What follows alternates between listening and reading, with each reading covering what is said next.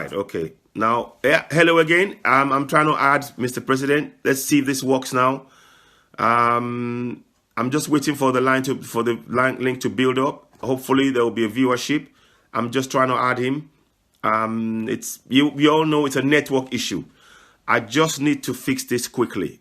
I'm hoping that works. I'm hoping that this throws it off, because sometimes it will just do that, and there's not a lot you can do about it. Let's have a look at this. Come on. Come on, come on, come on, come on, come on. I'm waiting. Yeah, okay. I'm waiting for the president to come. I'm hoping that it will work. Morning, Olatoye Agbola. Morning to you. Just bear with me. Bear with me. I'm hoping the president will join us. The network is a problem. Okay. I can see somebody else. I'm hoping that it works. Let's see. Okay, hold on. I can see two people. I'm waiting for the president. He will just tell us about the marathon running, and I will then ask a question about when he's going to declare, because I know a lot of people are asking that question. And we need to be with our president, and we will work with him. Okay, that's fine. Olatoye, yeah, looking forward to hearing from you. I'm just waiting for Mr. President to join us. The network is the problem. As you cannot imagine, the network is a problem. And it's probably one of the things we will have to look at and fix. I can't see Mr. President. The network is mad. It's incredible what's happening, but it doesn't matter. We will do what we can. We will carry on doing what we can. I'm just trying to, let me just put a message.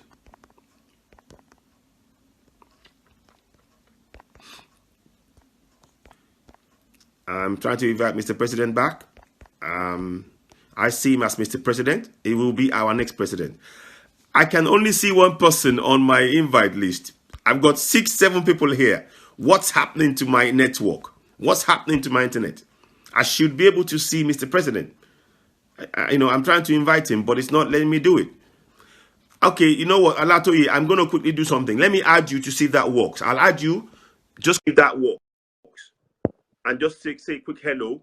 Then I'll take you off, and I want to see if I can see Mr. President. Are you also talking? Good morning, Olatoye. Yeah, good morning, sir. I'm fine, sir. Good. Listen, I just wanted to...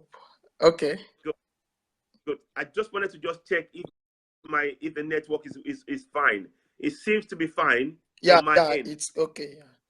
I think maybe the location, Mr. President is in Barcelona, I think. That's correct. That's the problem. Yeah. So we will talk behind screen afterwards about the plan that we have. Yes. Yeah. The plan is on that. Yeah. Yeah. Yes. So to try and organize Mr. President in that area and dates and things. We will talk about that. Yeah. In detail. Okay, sir.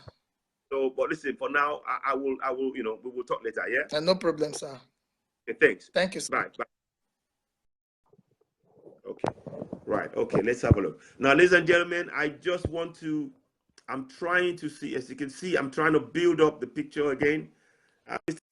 Trying to invite you, but I think your network is a problem over there, because I've just invited somebody on now and he was able to talk to me.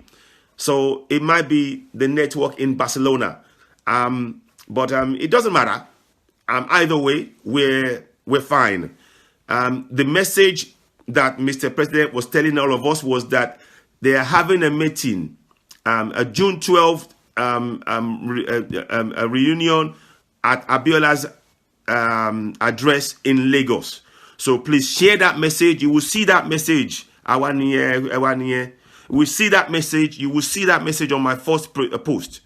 And it's pinned to the top. Oh, good. Fantastic. Is he here? I'm going to add him right now. So our next president, Mr. President OMOYELE SOWORE, and he's about to join us. I give you our next president come February 16, 2019. Our next president. So he's joining us.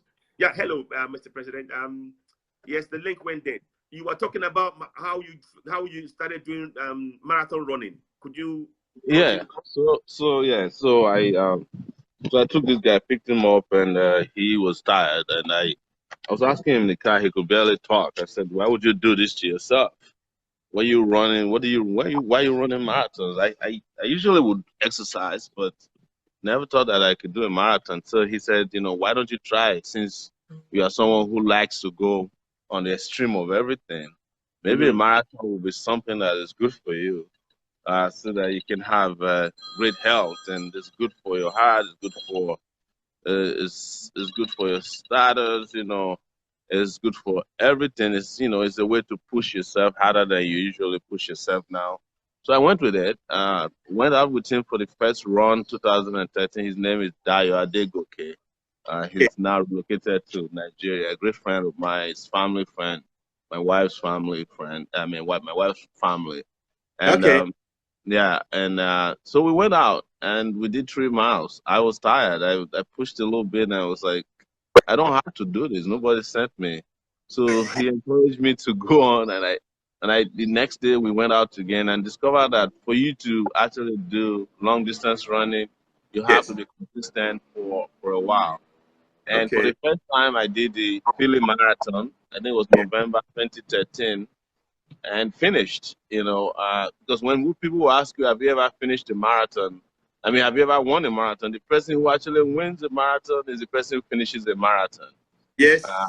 Yes. so, so I did it, and the following year I did Miami. Okay. The following year I did Philly again. Uh, I I did one upstate New York, and I did Lagos. You know, Lagos was very, very intense because the weather was very hot. Yes. I think I've done Miami twice, I've done Philly twice, and I did New York last year. I've done Atlantic City Marathon.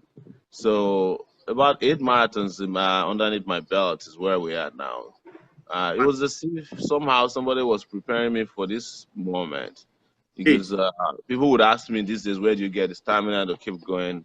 When you do marathons, you actually get stamina. So you learn how to be resilient, you know, how to keep going.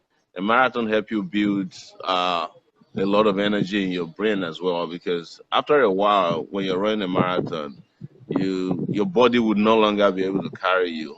You just have to use your brain at that point to keep encouraging little parts of the body, the pieces to be moving around. So that's how I started. And for the first time after next year, we will, you know, I intend to participate in Lagos Marathon next year coming up. And I also would love to partake in the Berlin Marathon because I love to go to Berlin. Okay. Uh, and several other marathons. As president, I want every Nigerian city, and this it will be my own way of bringing back sports into the curriculum of our educational system. Don't forget, I'm also a swimmer. I actually was part of the University of Lagos swimming club or team that was supposed to go to Nuga in 1992. But that Yeah. same year I was expelled from the university because I was against Babangida. So Yes. they yanked me off the swimming team. So I'm a swimmer. I grew up beside a lake. And Yes. you guys know my history of being a fisherman. So I know you know I have a good grasp of sports. And like I said, every city in Nigeria would have its own marathon Fantastic. underneath on our government. I've done a lot of 3Ks, 5Ks, I've done 15Ks. I've done very intense Mhm.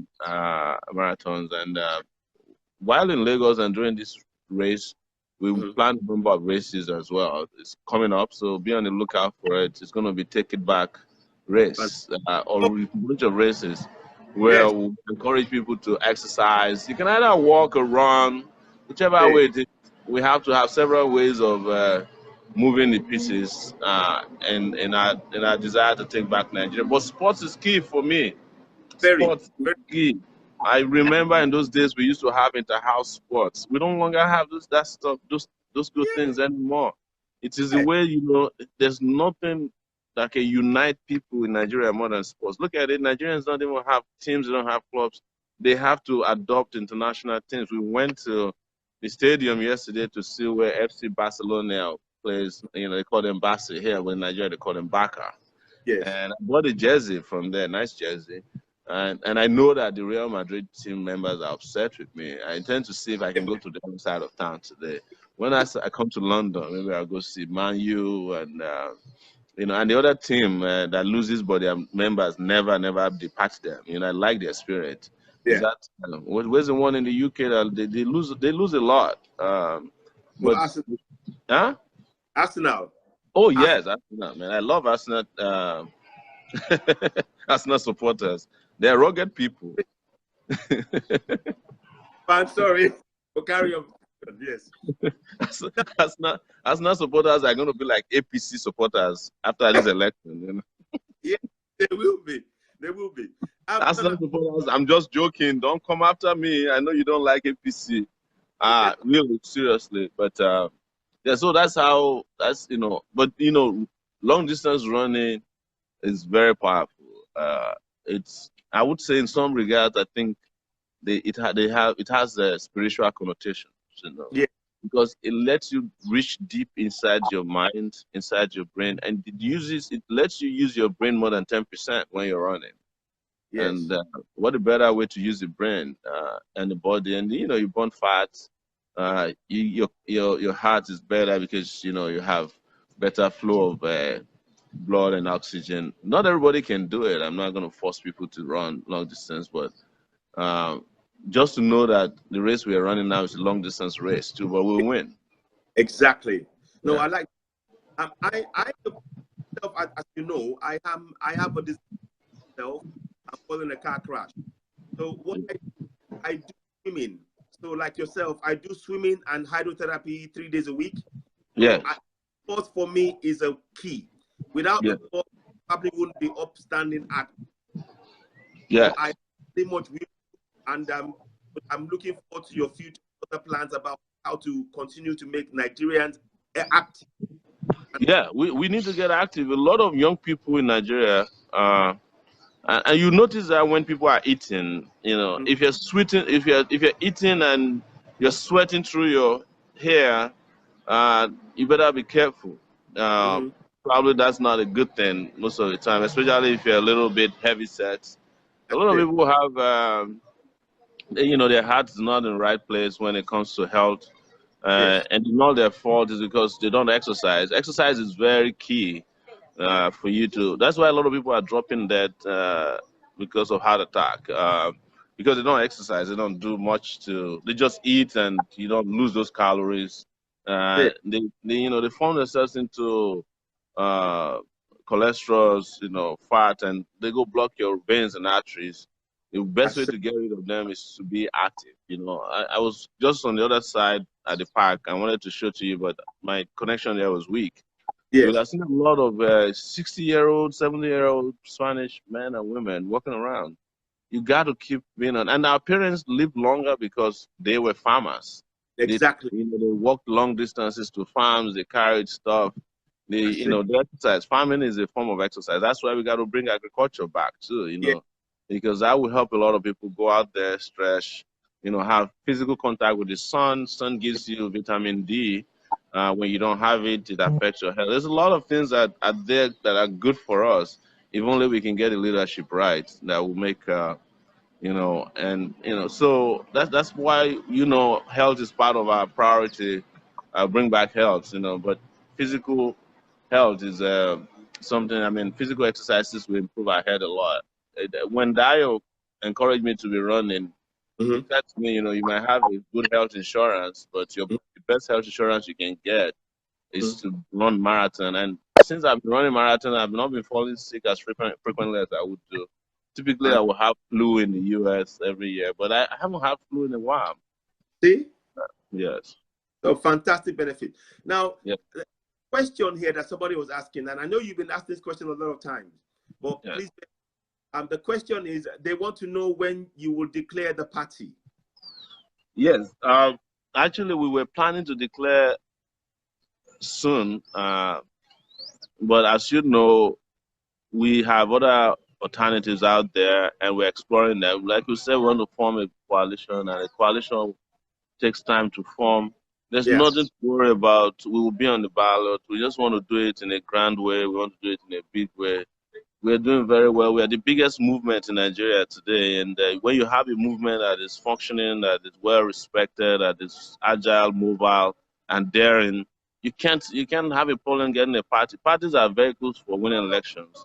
They are not necessarily the most cohesive ways of fashioning out ways to save a country. A movement, in our case, in our view, is a better alternative, and that's why we are building a movement and we're not looking back. The party will come. We'll declare a party. Other candidates don't have parties. Honestly, they might be members of political parties but they are not candidates yet. Yeah. So we will have a party soon. Please keep supporting us, keep following us, follow the movement track. The reason why we chose a movement over a political party affiliation is that we want to have a movement whose agenda cannot be tampered with when we join a political party. As most people know, most political parties are out there have already formed their characteristics. Some of them belong to the PDP and APC. Yes. We need to be very careful not to just rush to join a party and you find out that during the convention they scheme you out. The government is also looking to infiltrate parties that we plan to join. So just to be on the safe side, we're taking our time. We have very intelligent people we're working with on the ground, physically, who are all over the place. We have organizers who, whatever party we join, we will be the ones running the party in the interest of our agenda. We'll be the ones doing the work for the party. So nothing to worry about. Please, we urge you not to worry. Give us a little bit more time. Maybe I'll say give us another 2 or 3 weeks, maximum end of June, we should have something for you. That's the plan. Yes. Now, you mentioned something about healthcare there earlier on, whereby you said when you were talking about marathon running, you mentioned something about healthcare. I wonder if you could give us your ideas going forward around health for Nigerians, particularly pensioners and people who are who've got illness and pregnant women, those kind of things. Yeah, our healthcare policy will be totally dependent on access to healthcare. And access to healthcare means that there are doctors who are available to attend to people, that we have emergency health services available for people who are directly in distress, and that we have funding available to make sure that people who are accessing these healthcare services are there.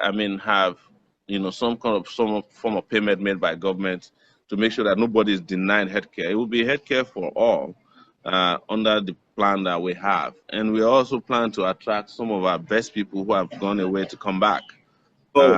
Yes. Some of our best doctors who have gone. Some of them are already actually willing to come back, but they don't have the conditions are just not objective enough for them to come back. But we'll bring them back. We want a situation where no Nigerian will go to India ever to go and seek for medical care. There's there's no reason why that should be happening. So, and it's part of the reason why we want to deploy 160,000 healthcare workers first and foremost upon coming to office, trained to go out there to every village, every town, and be available within the precinct of cities to take care of people who might need care right away. We want to have mobile clinics, and when we say mobile clinics, it doesn't have to be vehicles. It can be they can be motorbikes, they can be canoes, boats that can go out there. We want to collaborate with a lot of international agencies who rather also take their healthcare services to Ghana because Nigeria is very hostile, friendly to those kind of partnerships, to be able to come here.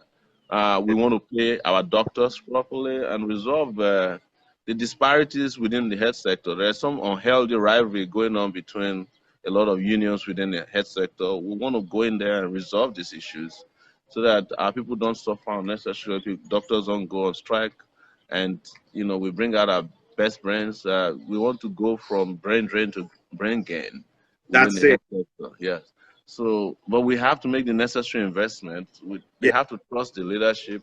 We have to have capable hands managing our health sector. A lot of the health ministers these days, they don't even know what they're doing. They're only after travels and conferences and symposium around the world that don't have any impact on what we need at home.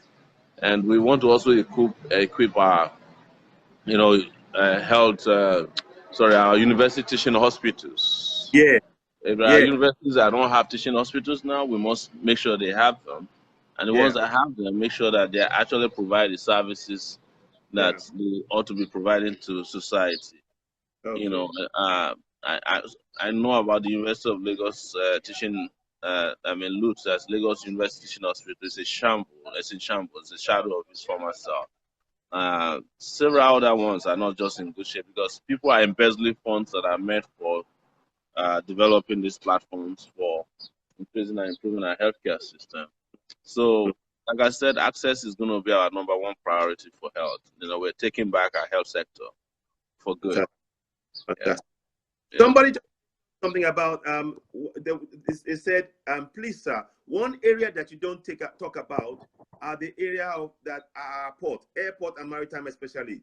Huge sums of money are being made and nothing to show. What is your plan? I'm aware of this. I'm aware of how much we make from IATA. Or is it IATA they call it? All of, you know, that person is right. But these are monies that have been made. These are monies that have been made under the table. So they steal them because we don't have a government in place that is capable of monitoring every kobo we make. We must put that in place. It's not just enough to say, well, we have a central place and a central accounting system where we put money. We must make sure there's no exception. None of the federal government agencies have exception not to put money within the central accounts of the country. Buhari did it when he started, but the corrupt cabal around him, and because of his incompetence, have been able to circumvent them. They have granted exceptions to a number of maritime agencies, and the corruption that we thought had gone, had come back full force. You know very well that one of the most prominent stories I did under SAHARA reporters, or we did under SAHARA reporters, was in the aviation sector. So we understand the aviation sector very well, very well. You know, the Stella Oduah BMW scandal that led to her being fired. So we know the aviation sector very well. We know the maritime sector very well. How you know I know maritime sector is that sector is actually where I was born. You know, I was born in the region where there's a lot of maritime activities going on. We also know that we don't have enough ports, and we need to develop new ports so that nobody will be queuing up at Lagos for days just to take out, you know, containers out of our ports or to take out fuel. There's a lot of crazy things going on in Nigeria that we can fix. It's just unbelievable, you know. There's a guy we met who came to see me in Lagos, very brilliant Nigerian, and he's a consultant to the federal government, and he came on his own volition to meet with us, and he said, I know how well this country can work if only we have a Nigerian president that is not weak, that is not corrupt, and that is not compromised. And I've come to see you because I know where the money is. We know. He was telling me that if we do what is right, if you have a president who doesn't compromise, who is not scared of anybody, so if you do what is right, 100,000 naira for minimum wage will look like a child play. Says, you know, you can double that in a year. Yeah. Wow. Yeah. Awesome. Somebody's asking here, and it might be a touch personal. They said somebody just asked about Olusebuka Damian Obioha. He said someone just asked about the role of Sowore's wife. I don't quite understand how that fits into things. I suppose they're talking about the first lady role. Is that something that I answered that yesterday? That you know, we should worry about how every Nigerian wife is important as well, not the president's wife. We have been serving the wife of presidents for years now. It hasn't taken us anywhere. Yes, I have a wife. She's great. She'll be happy to join us. I mean, she's working on this in her own way. But as these characteristics of my life and her life, we're not going to be pushing ourselves out there in the faces of Nigerians as if we are the most important things in the country. You know, every woman will be Nigeria's first lady. Every man will be Nigeria's first man. Sowore is going to become the personal assistant of Nigeria, not the president whose life is what everybody must worship. So, you know, the first ladies in Nigeria have done a lot of damage to our treasury. And my wife is not ready to go and steal from anybody. She's willing to help Nigeria. She's willing to do whatever is necessary, but in her own way, we all have to move in a different direction that is not all about Sowore's wife. You know, Yes. it has to be about everybody's wife. Exactly. You know, we want everybody to be able to put food on their table. You know, not everybody paying eye service to the first lady as we do in Nigeria. We have to take our country back even from these first ladies. We know what they're doing in the states. We know what they do at the federal government level. We know what Babangida's wife did with Better Life for. Yes. Another question somebody asked here. What is your take on border protection and immigration? Border protection is going to be a priority for us. We would have to improve security around our borders. I know the borders very well because I used to travel through the border to evade being arrested by the Nigerian government. So I know all the loopholes around our borders. Our main problem is the corruption at our borders is unbelievable. If you have officers who are willing to do their job, you know, you have 10 borders, and we'll make sure that happens. But most importantly, within the West African region, we need a united West Africa. You know, I'm actually more interested in the borderless but economically viable West African region. Or when I won't say borderless as in no borders at all. You can imagine that to get between Lagos and Benin Republic, it takes almost 3 hours. Wow. You know, this shouldn't be the case. You should just have, you know, you pay a token and you drive through to the next country. You know, obtain the papers online. You are supposed to have automated. You are supposed to have done all the automation of how to travel between two countries. And the moment you put highways between two countries, you put train railway lines between two countries, you remove people who are desperate to go through the rather burdensome and hard border systems that we have now. It's the borders we have now, regardless of what immigration people are doing, doesn't prevent criminals from entering Nigeria. It doesn't prevent goods and services that are illegal from entering Nigeria. The way to get over them is to automate our borders and make sure that the trailers that want to come to Nigeria are registered as they're coming in. You give them passes. The Nigerian who wants to go to Ghana will just get a pass somewhere in Lagos. In West Africa, I mean, an ECOWAS office that is highly automated and with electronic gadgets all the way. And you pass through. And we take whatever we need to take from you, we take from there. You show your passports, you know. Look, in the next 5 or 10 years, nobody's going to be carrying passport with pages around anymore. Our passports will be on our handheld devices, secure passports. And this is why you need digital leadership in the country, and the West African region, and by extension Africa, is in need of this type of leadership so that the African continent can become a united space. Fantastic. United by technology. Yes. And we can have economic development like we've never had before. We can stop all the wars and bickerings, because the moment we are all one, you know, nobody will allow another person to make life miserable for the others. And we have the resources in Africa to service Africa. You know, we can get electricity from Congo, oil from Nigeria, Angola to service the entire African continent. And Africa will look better than Europe. I'm telling you. Because Europe is looking like this because of Africa, or in spite of Africa. That's it. Another question I wanted to ask is, you talked about solar power and electricity yesterday at the meeting. I wonder how, the second part of the question is also tying that to Ajaokuta Steel Complex, because you need power for that, obviously. How,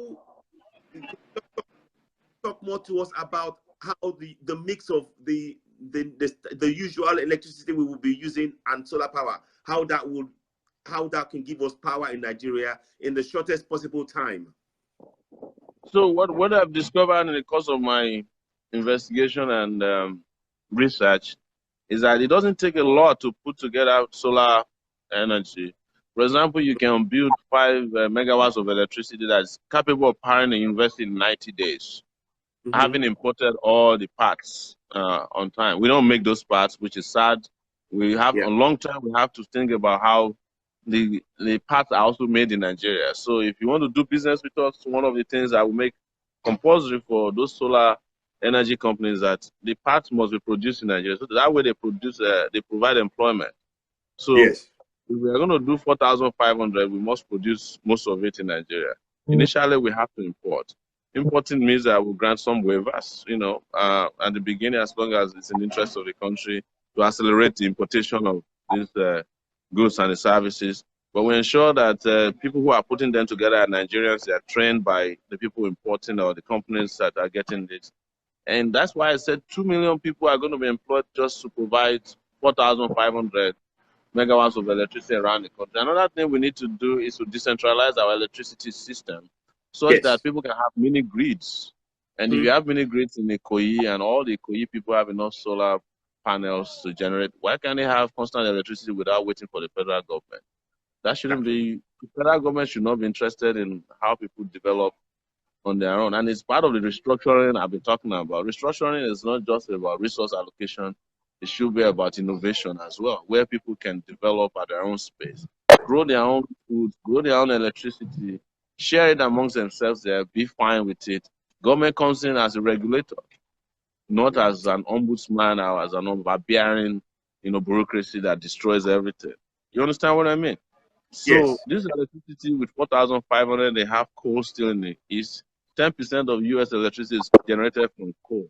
We can do clean coal. Not a great fan of coal, like I'll tell you that, but we can still do it to get to where we need.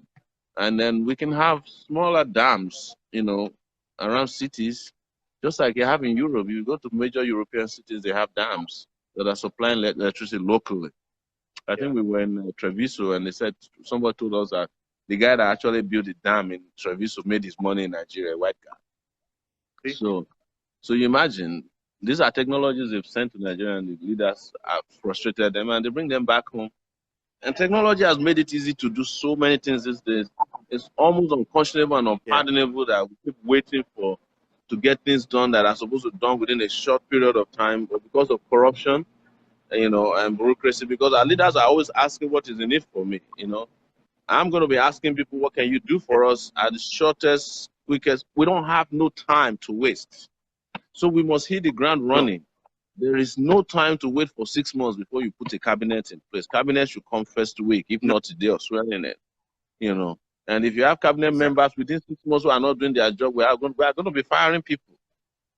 6 months. If you haven't delivered, we have deliverables. If you haven't delivered in 6 months as a minister, you have to find another job, maybe in a gas station. That's the problem. We won't have time. We have no time. We have no time. We have to hit the ground running, Citizen AY.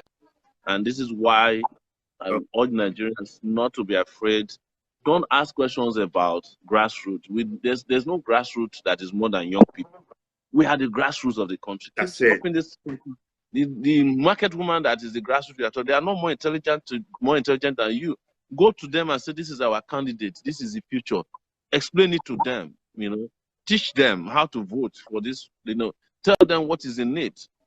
And if you're abroad, tell your parents, the people you send money to, say, look, if you don't want me to stop sending money to you because it's a burden, create a country that will make it possible for you to get simple healthcare, simple things like food, get your pension paid on time digitally without having to queue up.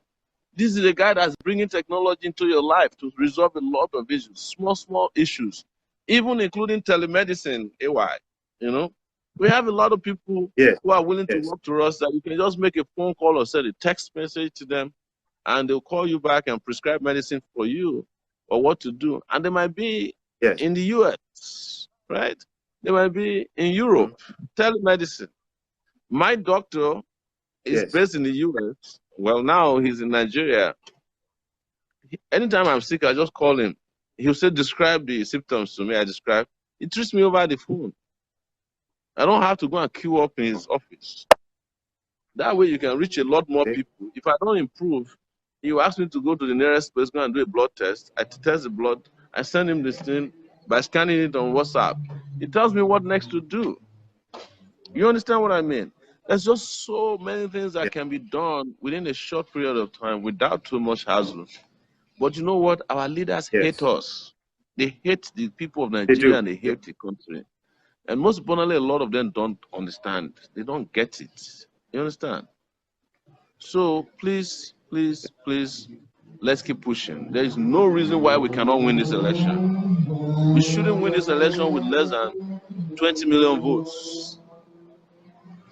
That's our target. We want to win this election by 20 million votes, right? And what is it?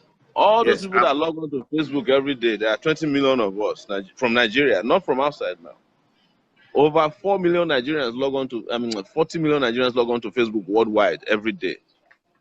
20 million of them are in Nigeria. And they keep complaining that, oh, we don't know how to do this. We don't know what to do. No, you know what to do. Just get up, do something, preach to the people that are not aware of this. We cannot afford to miss this opportunity to work together to make the country a great country. I am not going to be telling you that I will make Nigeria a great country. I'm suspicious of the fact that Nigeria was never a great country. They've never been made as great as it should be. You understand? But we're about to see a Nigeria that is greatest, the one that is doing well in soccer, in entertainment, right? That's doing well in music, that has got roads, that's got water pumped into homes, that's got employment driven left, right, and center, right? That's got schools that are working for you, right? I have seen it before. I know these things are possible, and rocket science. And if it's rocket science, I keep telling people I'm a rocket scientist too. Quick question. I want to touch on something. People are asking, what's the relationship between you, Mogalu, and Fela Durtoye? Is there any future relationship between those three of you? I'm glad that people keep asking about relationship between the young candidates, right? I have met Mogalu and I said he's a nice guy, decent guy, right? I've not met Durtoye. Durtoye seems to be a little slippery to meet with, We tried to interview him even before I started running. He kind of backed out of it because he said there was some reporting we did that he didn't like. I don't agree with that. Even if you don't like the way people report about you, that don't mean that you should not. But I think all of us, or all of them, have a right to their ambitions. We should not force them to work with us. We should encourage the spirit of competition. No. In the university where we started our politics from, sometimes there will be 20 candidates for the president of the student union. Over time, the boys will be separated from men. We debate. We're supposed to have a debate tomorrow in Lagos between myself. It's a June 12th debate between myself, Mogalu, Durtoye, and some other candidates. We should all be meeting and discussing. I've met Donald Duke. I met him in Abuja last week. Where we tangled a bit, and I discovered that there's no big deal about these guys. They don't even understand. They're just talking about unity. We need to do unity. Unity is the same old story, and they keep telling you that Nigeria is complex. And I ask me, what is complex about constructing a road? How is it that it's not complex for you to take money from your state and go and buy houses in Lagos? You bought the home of the chief judge of the federation, with the money that you took from the people of Cross River. But when it is time to govern Nigeria, you say it's complex to govern Nigeria. How is it that it's not complex? If Nigeria is complex, it will be the most complex place to steal from. If we are complex people, will be the most complex. It will be the most difficult people to steal from. The fact that they can steal from us with ease shows that we are not complex. It's not a complex country. Don't let them keep telling us lies that we are complex. We aren't complex at all.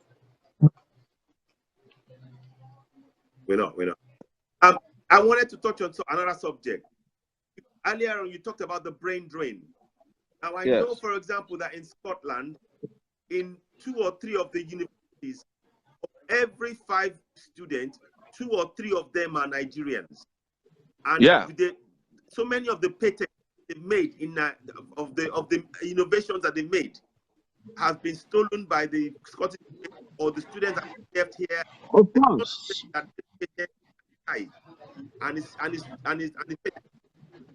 How are we going to address that?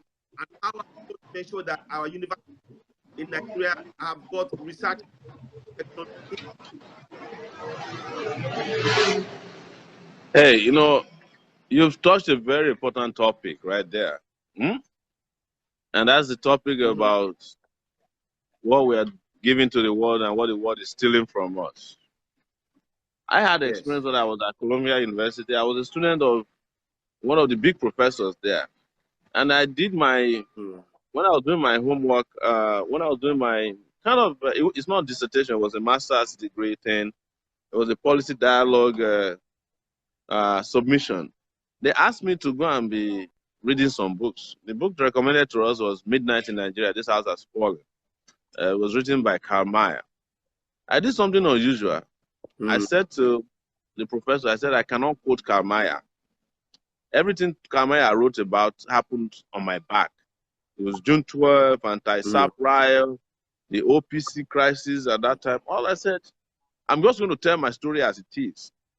And I'm going to tell you how the Nigerian economy, he was going to Nigeria, he said, he didn't tell me he was going to Nigeria, but he said, if you want to go to Nigeria, who do you talk to? I wrote my homework assignment based upon that.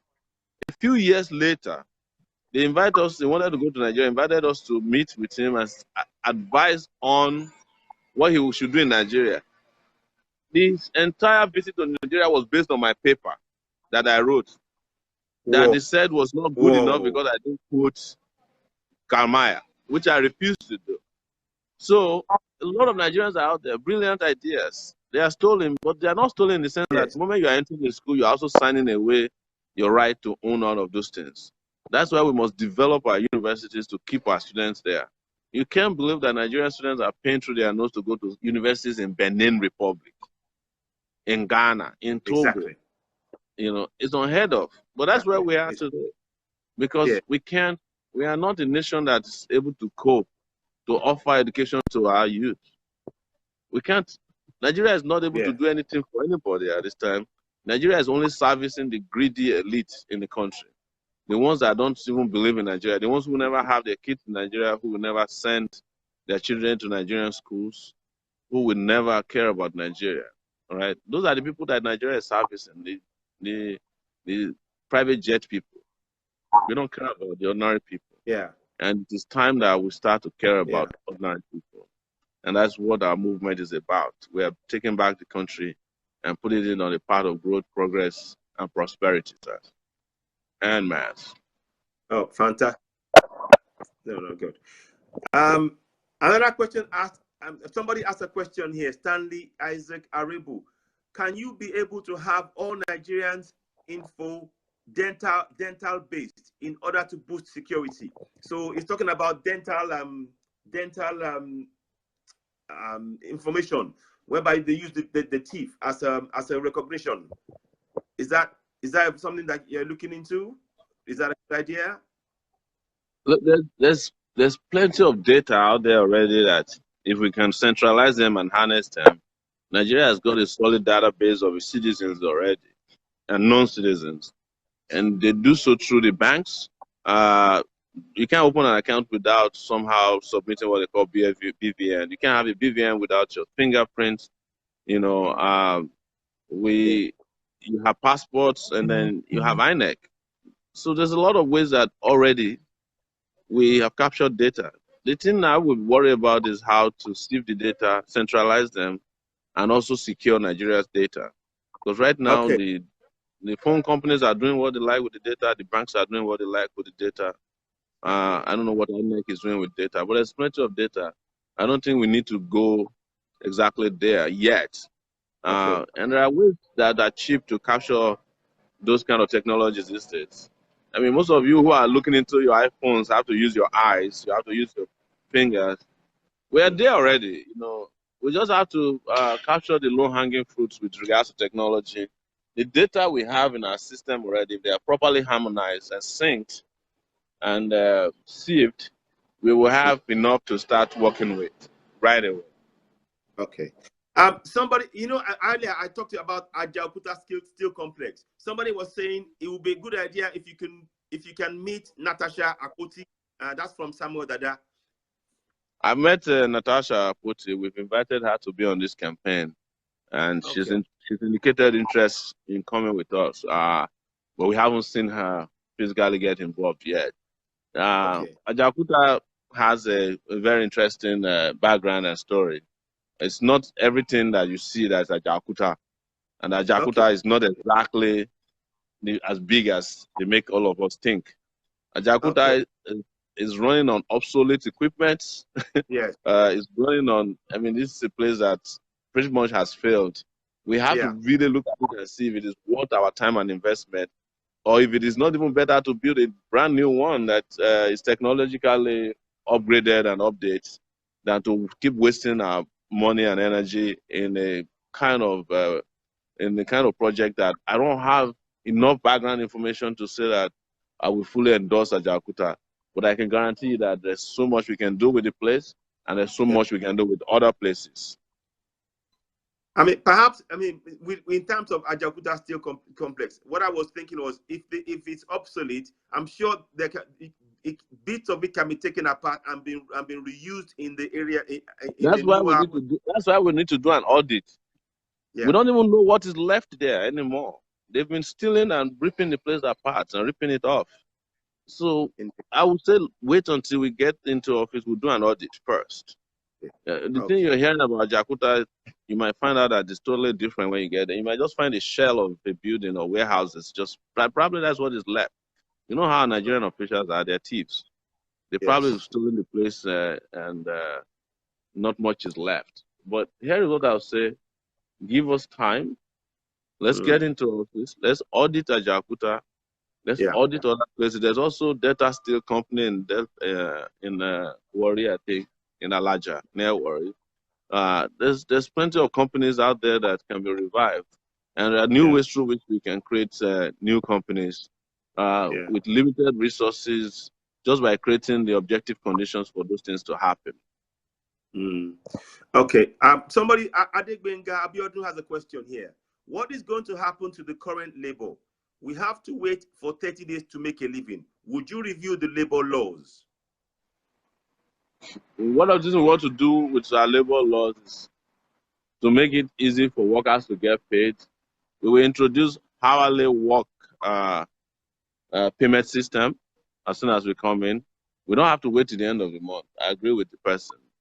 What they do in other parts of the world, it even makes it easy to hire a lot of people, because you can hire on an hourly basis, you can hire on a weekly basis, and we'll make sure that payment is made every 2 weeks. We don't have to wait till the end of the month. Yes, I agree. Yeah.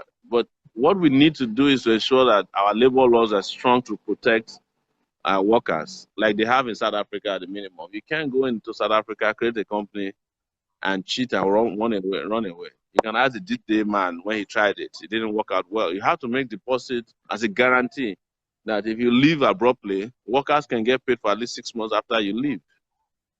Those are laws that we'll have to put in place. And I know that a lot of companies don't like strong labor laws, but we just have to protect our workers like they do in other parts of the world. Right. There is a question that I've noted of late. Particularly in the south of Nigeria, they've noticed that when people are queuing for the PVC, it's taking them hours and hours and hours. The process is being deliberately slowed down. What suggestions do you have for Nigerians to get around this and queue despite the problems? We are going to figure it out, and we have people investigating that. Don't worry about that. If we find out that INEC is playing games, we'll expose them very quickly. The other part is to let you know that a lot of people have registered in the South. The South this time probably registered more than any part of Nigeria. So that could be part of the reason why these things are slow. But I don't want to give any excuses. I expect everybody that has done their PVCs, who've registered for it, to get it as soon as possible. We need them to have it in their possession so that we can roll these guys over. We can roll over them. Okay. I'm just trying to see now. Oh no, they've already asked that question. Let me see. Yes, housing. How would the model unit for housing in Nigeria be high-rise? High-rise is the model type in advanced countries, as seen in UK, France, and Barcelona. Bungalow can never solve the housing issue. It is foolishness and wastage of limited space. What are your thoughts on that? We have to divide the housing thing into two. We have to think about rural housing and urban housing. Nigeria's housing policy has always been about urban housing. That's why high rises has been seen as the solution to it. But think about it. What if we start building houses in the rural areas, and they don't have to be high rises? With a story or two, you're good, and more people can live in those places. With increased technology, with electricity, not everybody want to live in the city. Uh, I think what we should do is to build more houses. We need 17 million units of housing. We should build houses based on a number of factors, and those factors include environmental factors. High rises are good in some places, but not a lot of nations or countries are building high rises everywhere. I personally don't like what I call concrete jungles, which high rises represent. I like space. So we have to build according to family needs. We have to build according to, the needs of young people. So these things are already, we figured it out. This, model of housing is going to be determined by situational variables and geolocation. Okay. Now, I'm going to talk about infrastructure on two fronts, roads and rail. We know that road and rail would vastly improve our agricultural turnout, because currently what happens is do manage to grow stuff if they're not being attacked by the Fulani herdsmen and all that, and they manage of what they grow rots in the ground. The remaining 50%, they lose 25% in the journey on the roads, or if they're lucky enough to try and get anywhere near any rail. How can we address the rail and road issue to really help our productivity in Nigeria? We said that we will make sure that all the major regions are connected by dual carriageway. That would vastly improve and facilitate integration between these two nations, around the country. Some of these are already being built. We just need to finish them up and make sure they have high standard. The rail system is also very, very important. We have a strong focus on rail because with improved technology around the world, train can move even faster than cars these days. I don't know if you saw a video on Facebook a few days ago. The Russian and the Chinese president were traveling inside the rail coach, and it was moving at 301 miles per hour. With 301 miles per hour, if you have a rail system like that between Lagos and Calabar, you are certain to get there in 3 hours, instead of 12 hours. The same thing will happen between Calabar and Maiduguri. We can do like a triangular rail system. We do Calabar, Maiduguri, then Maiduguri back to Lagos. And then we extend it into the West African region a bit. We are good. And then in between, you have, Abuja connecting Lagos. You have Abuja connecting Kano. Abuja connecting Port Harcourt. Abuja connecting Kaduna, and all those major cities where we have high population.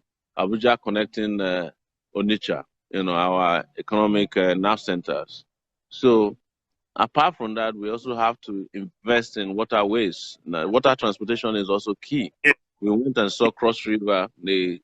They haven't dredged the place, but the contract had been given to a senator who apparently went away with the money meant for dredging the place. We have networks of rivers that can also aid and help us with transporting goods, in particular services, within a short period of time. There's a lot within our system. We are blessed, we're blessed. We've just been very, very unlucky to have wicked leaders and incompetent and corrupt. What is killing us is incompetence, lack of planning, and corruption. Somebody was asking that I'm explaining our programs as if there's going to be one after the other. No, they are happening simultaneously. Our health, programs will be happening simultaneously as our infrastructure programs, as our anti-corruption programs, as our power sector program. That is why there's going to be a lot to do in Nigeria within 4 years. Our first 4 years, people are going to be busy. Second 4 years, people are going to be busy. But by the third year, the difference would have been clear. By third year, Absolutely. Absolutely. Now, I wanted to touch on the issue, bearing in mind that they're developing cars now that are obsolete in terms of using petrol. But in Africa, we still have petrol, oil. The refineries, the issue of the refineries and the processing outside the country.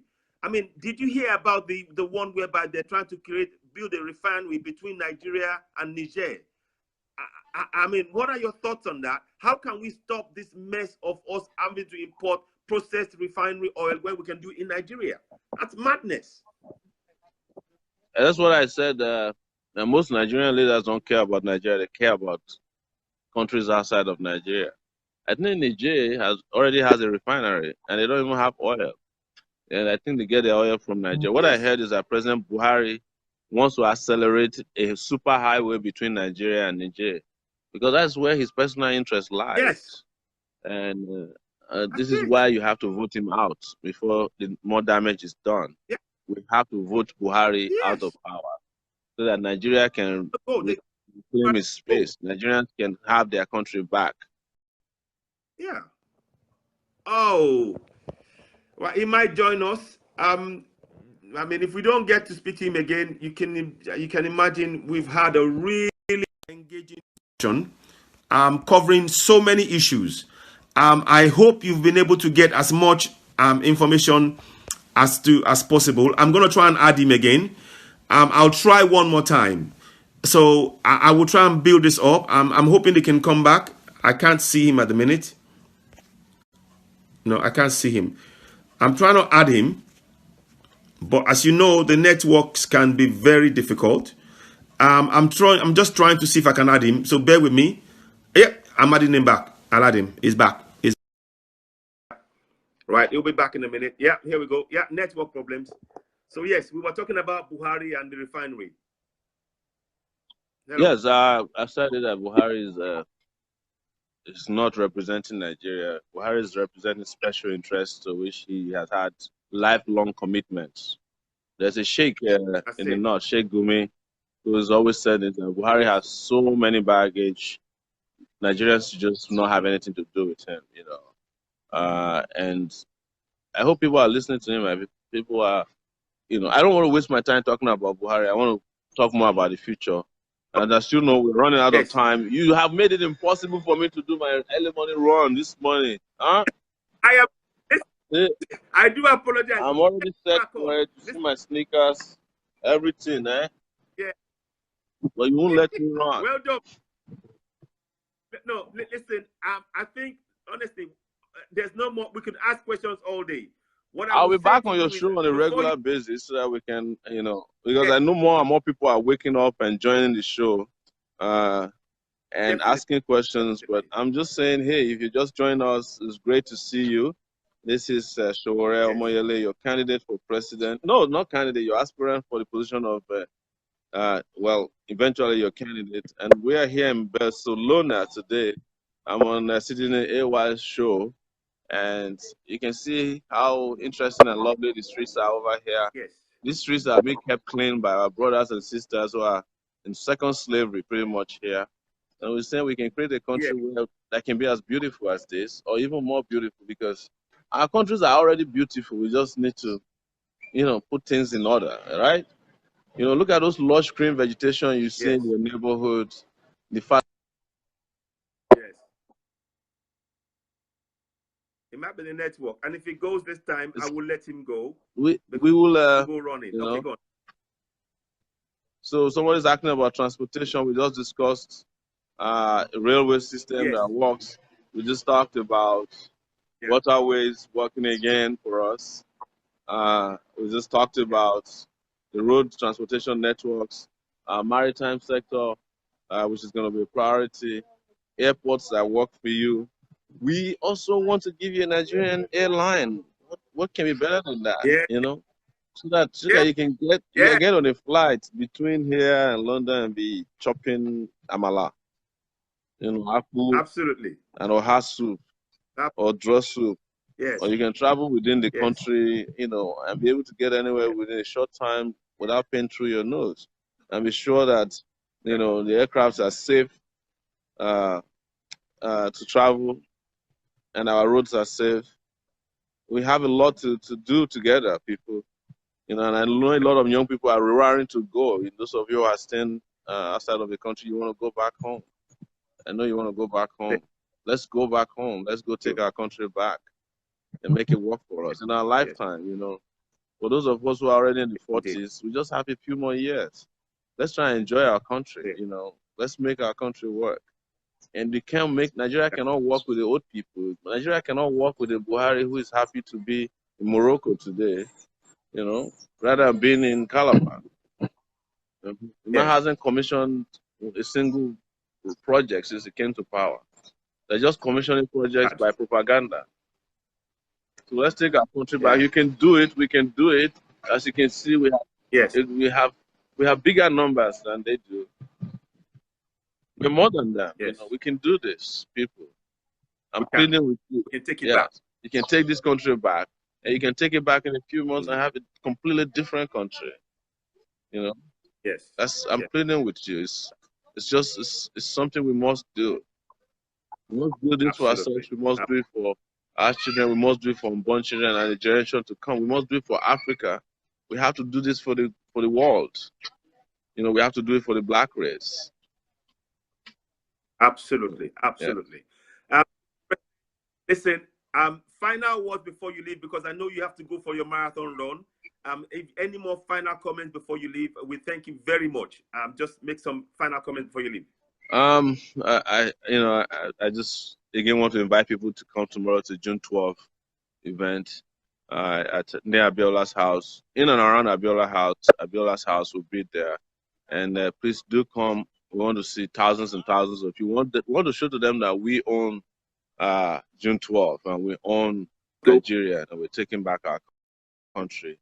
And for those of you who are out there who want to support us financially, you know how to do it. Go to GoFundMe. We also have bank accounts now in Nigeria that you can put in a little to support this. We don't have godfathers. We don't have money bags to back us up. We're relying on people like you to make this happen. Just leave them to me. We'll do the debating. We'll do the campaigning with stamina, with intellect, with focus.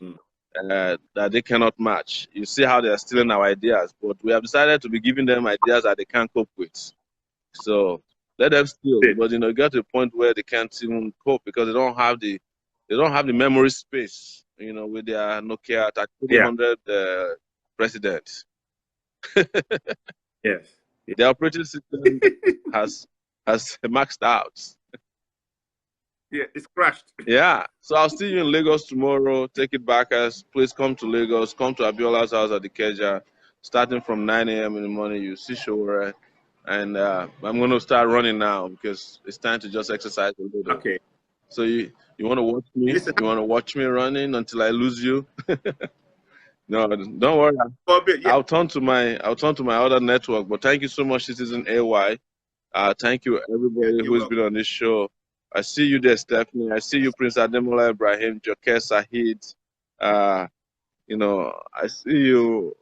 I see you, Tawa. I see you, and I see you, Sebo Kawi. I see you, Lashlo Ladibolo, Samuel Dada, Olayiwola Akoni, MCJ Money, Mikeli, Mickey Igwe, Temi Dayo, Olanisimi, Oloni Moyo, Mario Femi, Olufemi, Fumi Omojola, Sweetie Osasu, Faith Ogala, Emeka Francis Eke, John Henry GP, Kelly Benson Osayade, Rahim Gafari, Prince Edward Faborode, Omone Jahil, Jacob Odion, Williams Paul, Evangelist Dista, Lashley, Testimonies Kai, Tuning the Cow. My goodness, I keep going. I just want to greet everybody. Good morning and thank you. Have a fantastic day. Take it back. Take it back. Have a good day. Bye now. Bye-bye. Bye-bye. Have a good day. Bye. Talk later. So, ladies and gentlemen, it's been a real pleasure. I hope you've thoroughly enjoyed talking to our next president of Nigeria. Come February 16th, 2019, Mr. President himself, Mr. OMOYELE SOWORE. He is the man. You can see he's an active man. He's doing marathon. He was about to do the marathon, and he took the time to talk to us. And we asked as many questions as we could. If we carried on asking questions, he would not be able to do that run because he would just be answering questions. But I hope we've tried to put we've asked as many questions, and you get a measure of the man. His commitment to delivering a better Nigeria, and we must all be committed to this. We must all be committed to this. And I'm not talking about mouth commitment. I'm talking about the PVC kind of commitment. Make una get una PVC sharp sharp. Una get them? Get una PVC sharp sharp. Kia now. So if you get family for Nigeria, when they never collect their PVC, I beg, go tell them, make them collect them. Make them go queue today. Now. Make them collect them. Now. We get work to do. Now, people who are in diaspora, like I said, there's a GoFundMe. I am going to try and put the link on the page when I finish. I'll try and do it when I finish. Put the link for the GoFundMe on here. I think it's about $50,000 on there. We can do better than that. Diasporans, we can do better than that. Come on. If we all put, £5, $5, €5 each of us in diaspora, put it there. We need to take our country back. We won't take it back by mouth, like somebody said here. We will take it back by our actions. We will take it back by our actions. We can build a better Nigeria with Sowore as our man. He's the man. He's ready. He's putting himself on the line to take back, to build a better Nigeria. And we must get behind him. So I'm urging Nigerians, my fellow Nigerians, please do not just stand by the wayside. Now is the time for us to act. July 12th, tomorrow, they're marking Sowore's Day. What I want you all to do, people who are in Nigeria, if you can get down to Abiola's house in Lagos, if you're in Lagos, go there in mass, huge numbers. Make it a huge success. Send a message to the government now that we are coming for them and we are going to make sure that they lose power for good. Let's send that message to them. That's our role. And people who are in diaspora, we need to get behind Sowore. We must get behind him. We must support him. We must ensure that funding, we all pay little amount each. Little drops make a river. It does. And we can do this. It is not a question of, this is not mouth talking. This is, we can actually, this is a reality that we can do, that's possible for us to do.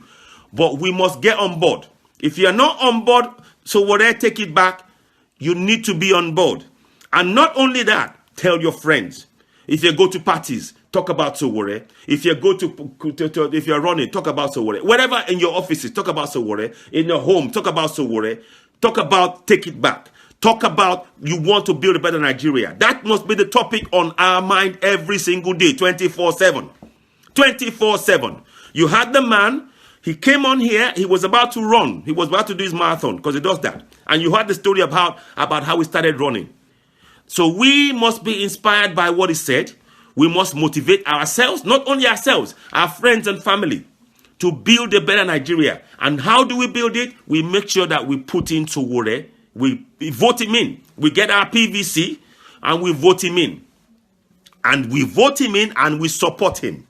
And we all work together for that better nation. Now, I am, like I said, the party he will be telling us the party that he will in a couple of, maybe 2 to 3 weeks, we will hear something about the party. The party is going to join or create. I'm not quite sure, but the information is there. So all I am saying to you all now is, it's been a great pleasure having him on board. Please share this link as you're coming in. Talk to friends, family, have more discussions about it. There will be other times, I think it will still be back in Europe, and say, and do more, maybe more fundraising, town hall kind of thing. I'm not too sure yet. So, but, yeah. Okay, somebody said do a video about Sowore. Yeah, I will try and organize something. The thing is, there's already the people, this team are doing a video about him. So I'm not sure if that's going to add any value. I don't want, there's no point in doing something else that is being done for him. So, I'm not too sure about that. But let's see. You never write anything off. You know, we can't. You don't have to write. You can't write anything off. So, but I will look into it. What I'm saying, most of all Nigerians, yes, Abayomi Joseph Williams said Buhari must go back to his village in Daura. Exactly. And thanks, Emeka Francis AK. Angela. Okay, Angel, I send you friend. I'm the president of Nakara, largest refugees in Europe. Sicily, Nigerians are expecting to see you. Accept my request. Enable. Okay, somebody's talking to Sowore himself. Okay, I mean there are many questions here. He's not back in London. He probably is going to be in Scotland. It's 14th, 15th in Scotland. Edinburgh and Glasgow. So that's when it's going to be in Scotland.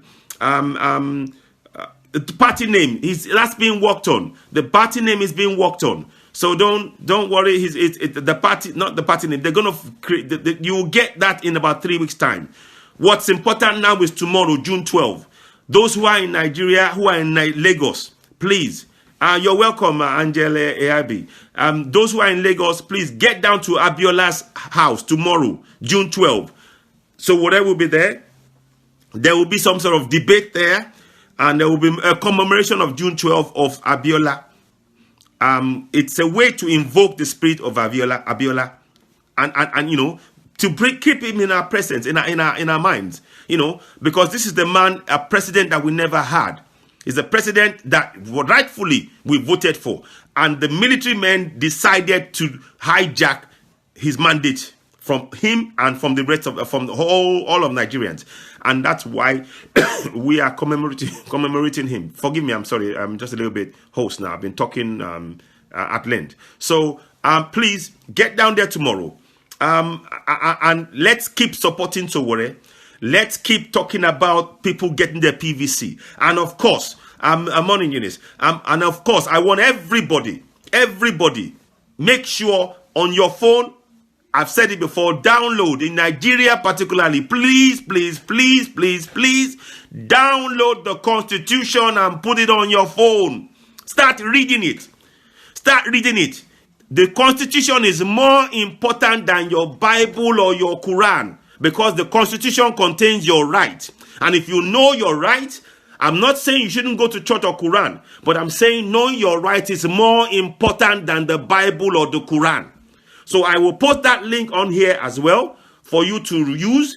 I'm going to first put the GoFundMe for Sowore on here so people can actually share that. So it's on there.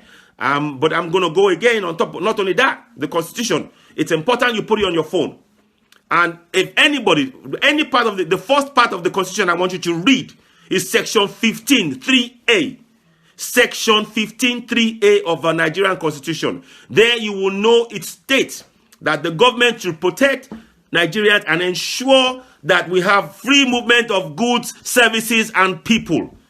In effect, saying that the government should provide infrastructure, safety, and ensure that people in Nigeria can move around freely. That's not happening. That's why I am going on about the Constitution. So there's other parts of the Constitution that also tells us that where the House of Reps members and the Senators members are performing badly, we can vote them out. We can recall them. All of this is in our Constitution. And our rights are enshrined in the Constitution. And it is important that Nigerians begin to actually understand what that Constitution means and how they can use it to defend themselves when they are being unfairly treated by anybody in government or in the police. So I go on about that because it is so important. Sowore cannot do this job on his own. We will. I've just put the link for the Nigerian Constitution on there. Just download it. Put it on your phone. Tell your friends in Nigeria. Tell them to download it. Tell them to read it. Tell them to understand it. We must become our own lawyers, because if we know our rights, then these guys will not cover our faces with lies. If we know our rights, these guys will not cover our faces with lies. And like I said, Sowore cannot do this job on his own. He will need all of us to get behind him, support him, and be totally committed to building a better Nigeria. Completely, in all ways, focused on that. Something that the Bible and the Quran has prevented us from doing up to now. But now, we know Nigerians are waking up. We understand Nigerians are waking up and they want a better country. Nigerians don't want to be going to other to Europe or all these places or dying in the Mediterranean. They want to live in Nigeria. Nigeria has got everything that we ever need. Resources, sun, good weather, you name it. That country is blessed. Our country is blessed, and it is time we start using that blessing to bless our future generations by providing the infrastructure, the education, the amenities, the safety to allow them to grow, to make Nigeria a tourist destination. You heard me. We need to make Nigeria a tourist destination, a Mecca, if you like, or somewhere that people will be talking about and want to visit and marvel about. And there are a lot of sites. For example, the Benin Walls. That is a museum. Those are museums that we can create around those Benin Walls that were destroyed, the former kingdoms.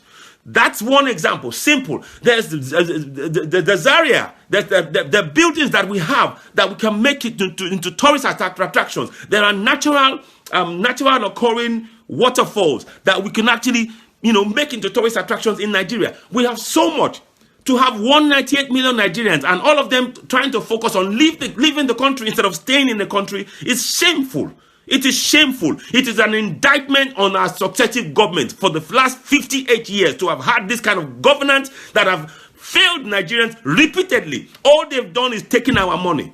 I'm talking in an angry manner. But the thing is, you have to have passion.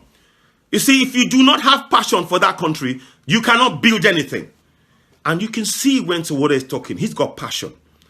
You see what I find impressive about Sowore is the controlled and that passion. He's turning it into positive action. He's pointing the way forward for us. That look, guys, stick with me, work with me. Come and build a nation. Come and build that nation. Come and do it. So yes. But see you later, Samuel. So. Come and build that nation with me. I can't do it alone. So we need governors, aspirants, young people committed to building a better Nigeria who will fight corruption tooth and nail, who will fight all of these looters, who will ensure that our judiciary is honest, pure, and there's none of these corrupt people in there who are taking the money in the back from taking bribe and corruption money to pervert the cause of justice. So, in closing, I just wanted to just say that it's been a real pleasure. This was unplanned. This happened suddenly in terms of talking to Mr. President. He will be our president come February 16, 2019. He will be. And we must all vote for him. We are going to take our country back. We are taking our country back. And President Sowore is going to be our leader. He will be our president. And we will need to support him. So, people, I beg you on your phone as I speak, download. It's on there. I've put in the link. Download the Nigerian Constitution. Share it among your family and friends. Let's know our rights. Let our people in Nigeria start knowing their rights. Tomorrow, I am going to be interviewing, let me just see. Who am I interviewing? Yes, Babatunde Alegbeleye. He's running for the Ekiti governorship. So, and I will be interviewing him tomorrow between 2 and 4. So I want you all to put that date in your diary. His name is Babatunde Alegbeleye. He is running for the Ekiti government and Ekiti governorship aspirant. He is. His name is Babatunde Alegbeleye. If you can join us and watch, that would be great. If you again post questions to him, very much like you post questions to Sowore now. Now I think I've forgotten the name of his party, but I'll put the link for the name of the party up as well. And that will be an interesting interview. So I want people to join us from that. And on Thursday, I'm interviewing Nigerians from Nigeria who are in Nigeria. I'll be getting calls from Nigerians in Nigeria talking about the Constitution. I've got a few people to download the Constitution on their phones, and I want to get their understanding of how they understand the Constitution in relation to themselves as a Nigerian, and how that makes them feel, knowing many Nigerians don't know the Constitution or understand their rights as laid down in the Constitution. So I'm trying to have that discussion with people on Thursday. It's called Thursday Talks with Citizen AY. So I'll be and also Samson Akinola will be joining us on Thursday with this discussion. So I will be taking calls. There's a phone number already on my page. And on there's a number people can call in from Nigeria, and we will take calls about the Constitution. So please download that Constitution, read it. It is more important. I will keep saying it. It is more important than your Bible. It's not perfect. And the good thing about it is when you read it and you know the failings within it, we can all collectively say we want to change it because X, Y, and Z of the Constitution is not working. So this is why I'm saying what I'm saying now. So yes, he will announce his political party. How about Daniel? He will. He said so. He will be doing it in the next 3 weeks. He will be addressing that. Yeah, you know, exactly. Smith Sunday said, my only concern is to take these old fools over 70 years old out of our presidential election. We cannot be allowing all these old criminals to rule us anymore. Please let us stand and move with a good young candidate to build our country. Yeah, exactly. That means take it back.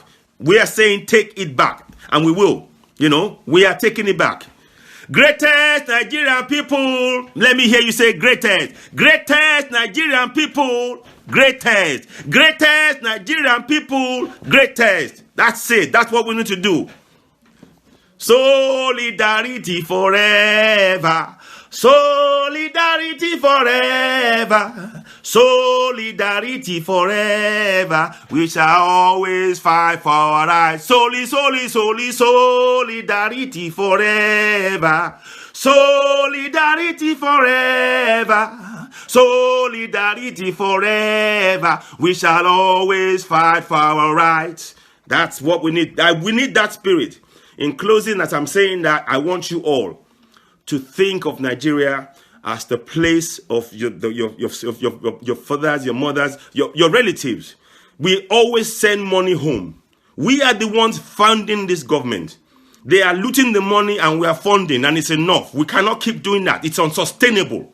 It is unsustainable for people in diaspora to be sending money home to these people and they just loot the money. And they sit there and they stand trying to tell us that they are high and mighty. And all they're doing is taking the money from the people and denying people the right of enjoying the huge riches, and the benefits of being in a warm climate, a lovely, comfortable place that can be a tourist attraction.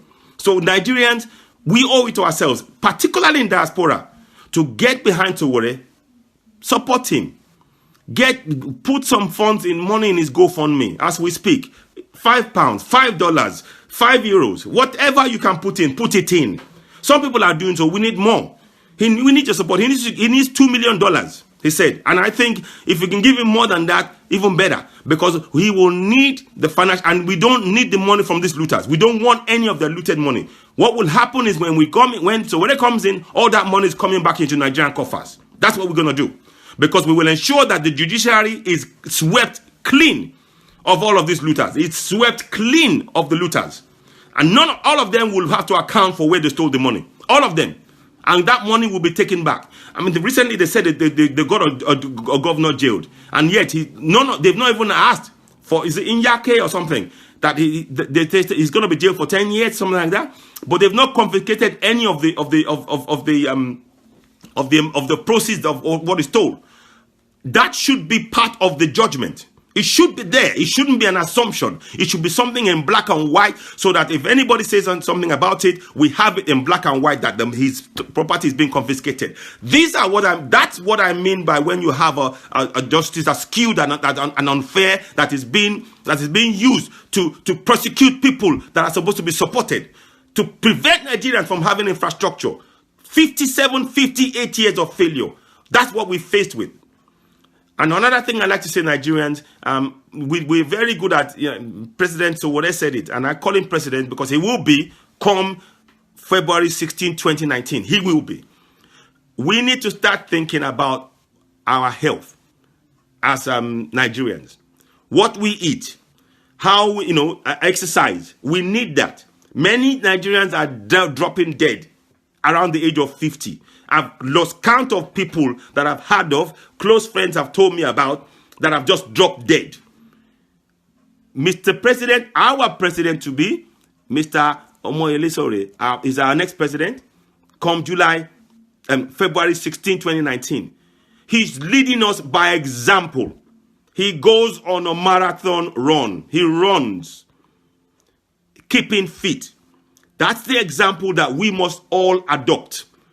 I go swimming. I have a health issue. I've got a chronic pain for life. And this is not, don't worry about feeling sorry for me about that. That's not the point. That's happened. But I go swimming. I do swimming. I do 1,080 meters 3 days a week because it helps with my chronic pain. And I go sauna and I do hydrotherapy. Those are the kind of things we need to be doing in our society. We need to follow the example laid down by our incoming President Sowore come February 16, 2019. He's leading by example. We must follow that example. We must start thinking about our health, our longevity, our building our infrastructure, how to build that nation. So listen, I thank you all. I could talk on for a long time. Yes, someone said, yes, hey, how about Daniel? Yeah, you know, I could talk on. Please, most of all, tell your friends and family to go and get their PVC. Get your PVC. People in the South, you heard President Sowore saying it. He said a lot of people in the South are getting their PVC, perhaps more than ever before.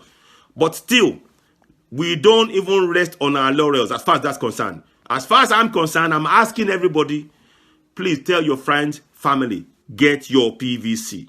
Because we are coming to what? We are coming to take it back. We are coming to what? We are coming to take it back. Take it back. Take it back. Take it back. Take it back. Listen, thank you all very much. It's been a real pleasure. Please continue to share this post and tell your friends. And like I said, you've heard it from President himself. He will be joining us on Citizen AY page in future. And when he does, I will let you know and we'll keep you updated. So listen, thank you very much. Have a lovely afternoon, a lovely Monday, and a pleasant rest of the week as well. And we'll be in touch. Take it back. See ya. Bye.